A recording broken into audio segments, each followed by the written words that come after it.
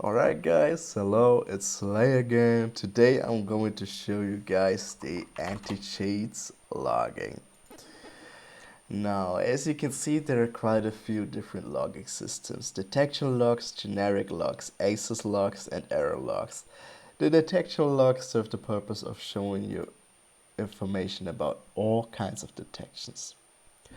To the left, we can see the recent detections. They are frequently updated and they just give you a short overview about which players were detected within the last 24 hours.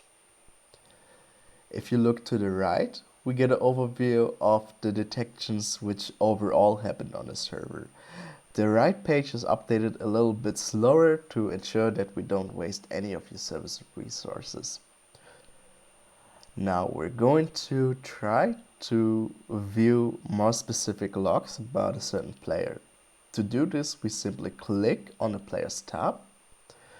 Then out of all those entries, we choose View Detection Log. And then we can see a detailed detection log of the player with all kinds of different information. We're going to scroll down a little, and as you can see, there's just all kinds of information. There are the last positions of the player model, whether he was in water, his health, his active weapon, his user group, where he was looking, whether he was playing taunts, basically everything, even his nickname. And yeah, what's very interesting for most of the server owners is likely this part here, the chat. It shows you the last messages that the player sent into the chat, and it's useful because there are quite a lot of players mining on the servers before they get banned. If you want to send this log to someone, then the easiest way while you're looking at it is just pressing copy to clipboard. Now it's in our clipboard and we can send it to a friend. Now we close this. Another way to do this is just pressing download detection log and just sending the detection log to someone. This is a little bit more annoying because you need to actually go into the folder in your gmod data folder and look for that specific log. But the advantage is it saves as a file. So yeah, if you want to upload the file, that works as well. Another way is we can just press here the upload button, then the logs for all players of the page we're currently looking at gets uploaded to a paste bin, and we can just copy that link and send it to someone. That works as well. And yeah, those are the most important features of the detection log.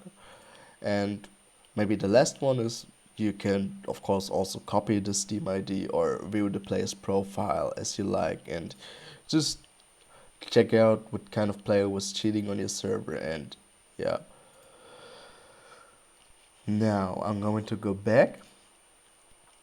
There are also a few other types of logs. They're a little bit less important. You might need to look into them when you're trying to just figure out why something is going wrong with the anti-cheat. For example, the generic logs, they just show you when the anti-cheat was being loaded and several other generic messages. We can adjust for how long we want to see the logs. We can also upload and download them as with the detection logs. Now we're going to go back again. There's also the access logs. The access logs work pretty much in the same way, and we can filter by player, and we can also filter not at all to just see all of them. The access logs allow us to basically see who opened the menu and when said person was loading into the server, because we can basically see when the menu loaded for them. Now we're going to go back again, and the last kind of logging is the error logs, and it just shows you the kind of errors that the anti-cheat was experiencing while running on your server.